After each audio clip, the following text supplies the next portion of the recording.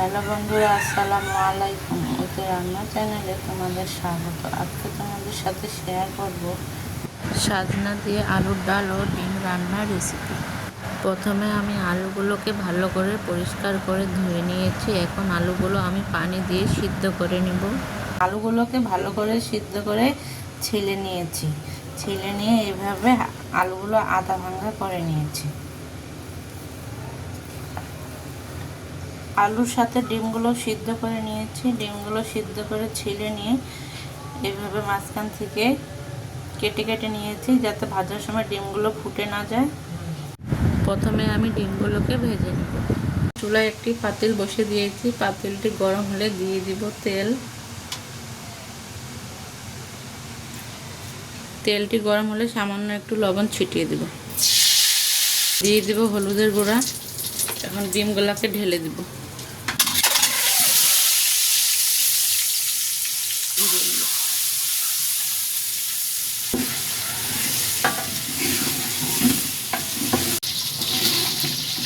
ডিমগুলো ভালো করে ভাজা হয়ে গেছে। এখন ডিমগুলো তুলে নেব।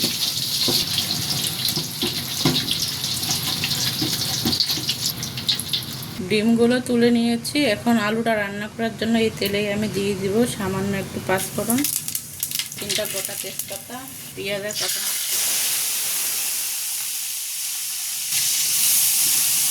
কাঁচামরিচটাকে একটু ভালো করে ভেজে নেব। পেঁয়াজের কাঁচামরিচটাকে একটু হালকা বাদামি করে ভেজে নিয়েছি। দিয়ে দেব পানি। এখন দিয়ে দেব হলুদের গুঁড়া, শুকনো মরিচের গুঁড়া, আদা রসুন বাটা, পরিমাণ মতো লবণ। মশলাগুলোকে ভালো করে কষিয়ে নেব।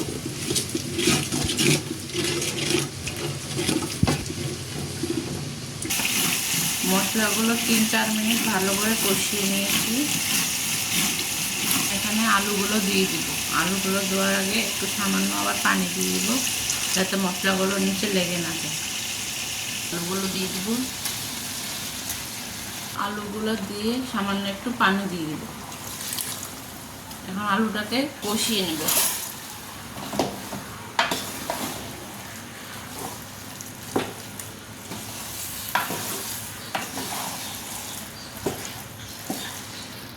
এভাবে আলুটাকে কিছুক্ষণ কষিয়ে নিয়েছি। এখন দিয়ে দিব কিছু টমেটো কুচি, আর দিয়ে দিব সামান্য পরিমাণে হলুদ আর লবণ দিয়ে ভেজে রাখা সাজনাগুলো। এখন এই সবগুলো উপকরণ একসাথে ভালো করে কষিয়ে নেব। দিব সামান্য একটু পানি কষানোর জন্য। খুব ভালো করে কষিয়ে নেব।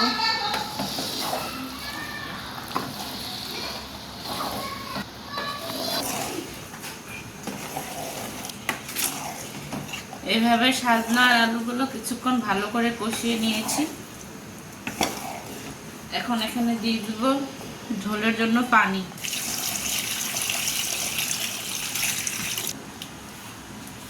পানি দিয়ে ভালো করে নেড়ে চেড়ে নিয়েছি।